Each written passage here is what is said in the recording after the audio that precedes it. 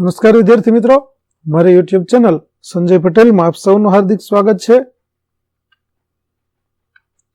મિત્રો, આજના વિડીયોની અંદર આપણે ધોરણ 7 વિષય છે ગુજરાતી, જેનો પાઠ 18મો, જેનું નામ છે અંતિમ પ્રયાસ.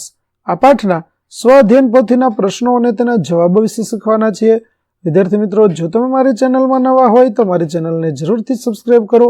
વિડીયો સારો લાગે તો લાઇક કરો, શેર કરો અને બેલ નોટિફિકેશન ઓન કરો, જેથી મારા આગળના નવા વિડીયો પણ આપને મળતા રહે.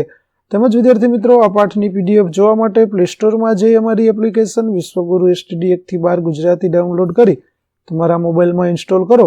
જે તમે શરૂ કરશો તો તમને આ પ્રકારે જોવા મળશે, જેમાં સ્વઅધ્યયન પોથીની અંદર ધોરણ બતાવશે, ધોરણ પસંદ કરશો એટલે વિષય બતાવશે, વિષય પસંદ કરશો એટલે પાઠનું નામ બતાવશે, જેમાં વિડીયો ઉપર ક્લિક કરશો તો તમને વિડીયો જોવા મળશે અને પીડીએફ ઉપર ક્લિક કરશો તો તમને પીડીએફ જોવા મળશે.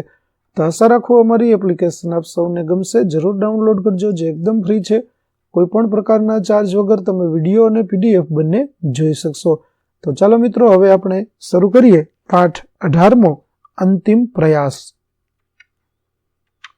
પ્રશ્ન 1, યોગ્ય વિકલ્પ પસંદ કરી ઉત્તર લખો, જેમાં પહેલું કોજનઃ સપ્તઃ વૃણોતિ યુદ્ધમ, એટલે કોઈ શાપિત વ્યક્તિ જ યુદ્ધને પસંદ કરે. જવાબ આવશે બ. બીજું, વિવેક ભ્રષ્ટાણામ ભવતી સતમુખમ વિનિપાતઃ, જેનો અર્થ થાય વિવેક ચૂકે તેનું અધઃપતન નક્કી જ છે, માટે જવાબ આવશે ક. ત્યાર પછી ત્રીજો પ્રશ્ન, કઈ વાત યુધિષ્ઠિરને લાગુ પડતું નથી? તો જવાબ આવશે બ. યુધિષ્ઠિર શરૂઆતથી જ યુદ્ધની તરફેણમાં હતા. ચોથું, કૃષ્ણ દ્વારા યુદ્ધ રોકવા કઈ શરત મુકાઈ? તો જવાબ આવશે અ. પાંડવોને 5 નગર આપવાની. પાંચમું, નીચેનામાંથી દુર્યોધનને શું લાગુ પડે છે? તો જવાબ આવશે બ. એ ભિક્ષુકોને કશું ન આપવાની વાત. ત્યાર પછી પ્રશ્ન 2, નીચે આપેલા સાચા વાક્યની સામે ખરું અને ખોટા વાક્યની સામે ખોટું લખો. તો પેલું, અર્જુન માને છે કે હવે યુદ્ધ કરવામાં વિલંબ યોગ્ય નથી. તો ખરું. બીજું, દ્રૌપદી યુદ્ધ ન કરવા માટે કૃષ્ણને રજૂઆત કરે છે. ખોટું. ત્રીજું, પાંડવોના સંદેશવાહક તરીકે સંજય ગયો. તે પણ ખોટું. ચોથું, પિતામહ ભીષ્મ પણ યુદ્ધ થાય તેમ ઈચ્છતા હતા. ખોટું. પાંચમું, દુર્મુખ અને કર્ણ દુર્યોધનની વાતમાં અટહાસ્ય કરવા લાગ્યા. તો તે ખરું છે.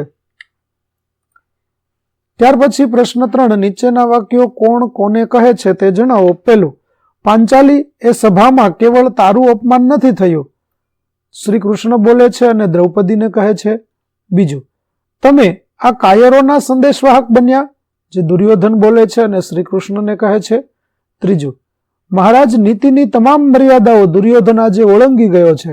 તો તે વિદુર બોલે છે અને આખી સભા અને ધૃતરાષ્ટ્રને કહે છે. ચોથું, જુઓ, મને લાગે છે કે કેશવ રાતભર ઊંઘી શક્યા નથી, તેમની વાત પહેલા સાંભળો. તો તે યુધિષ્ઠિર બોલે છે અને પાંડવો તથા કેશવને કહે છે. પાંચમું, તે સંજોગોમાં વિષ્ટિકાર તરીકે કોણ જાય? તો અર્જુન બોલે છે અને પાંડવો તથા કૃષ્ણને કહે છે.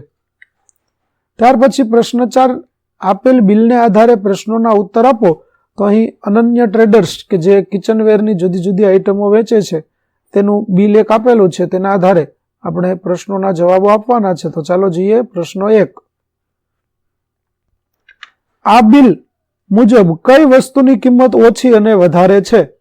તો ડિનર સેટની કિંમત વધારે 800 રૂપિયા અને ડબ્બાની કિંમત ઓછી 20 રૂપિયા છે. બીજું, હોલસેલ એટલે શું? તો જ્યારે જથ્થાબંધ માલ સામાનની લેવેચ કરવામાં આવે તેને હોલસેલ કહેવાય. એટલે કે એક સાથે જાજો માલ વેચાય તો તે હોલસેલની દુકાન કહેવાય.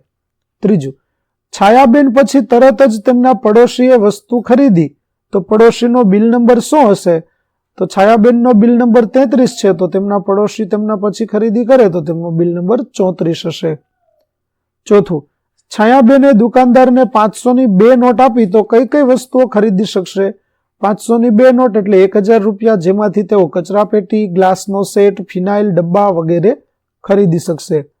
પાંચમું, તમારી પાસે 100 રૂપિયા છે અને તમારે કોઈ પણ 2 વસ્તુ લેવી હોય તો કઈ લઈ શકશો અને કેટલા રૂપિયા વધશે?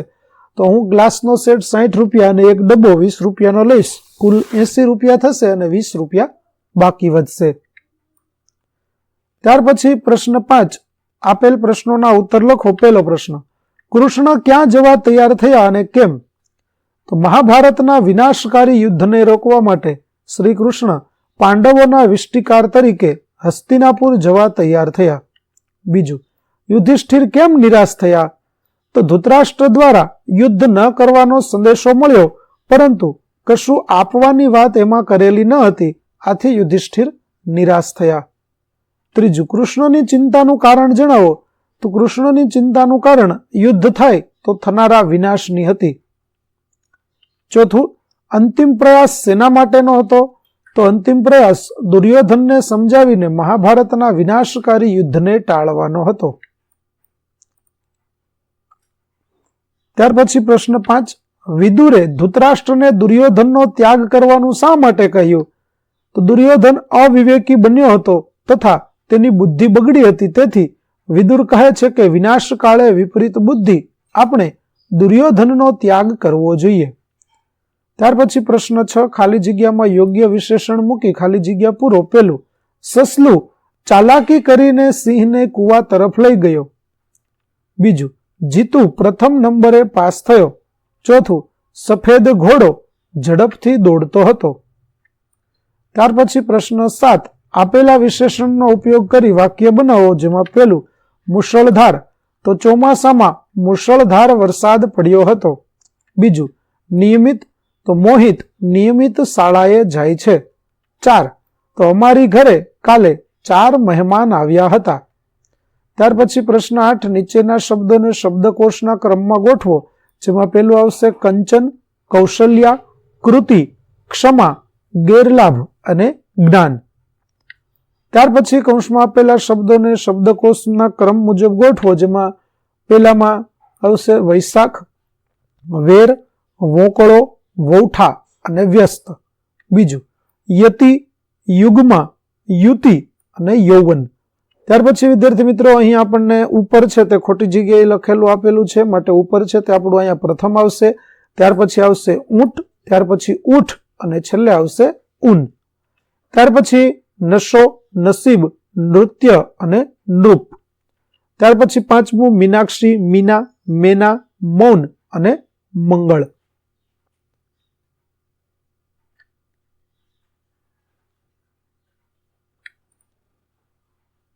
ત્યાર પછીનો પ્રશ્ન 10મો.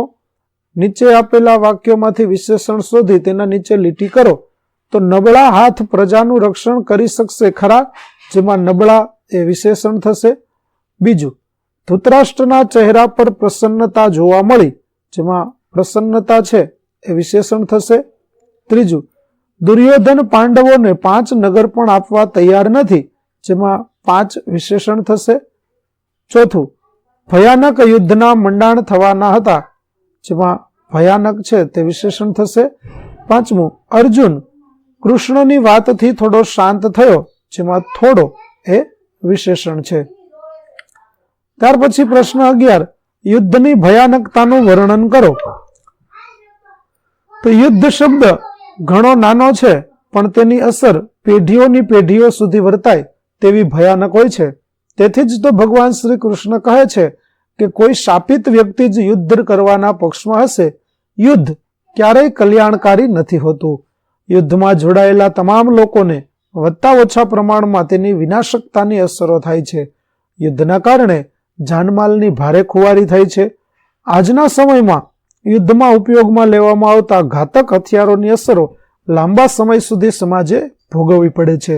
આમ યુદ્ધને શક્ય હોય ત્યાં સુધી ટાળવું જ જોઈએ.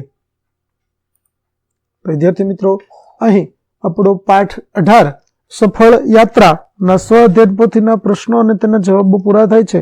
આગળના પાઠના પ્રશ્નો અને તેના જવાબો મેળવવા અમારી ચેનલને જરૂરથી સબસ્ક્રાઇબ કરો.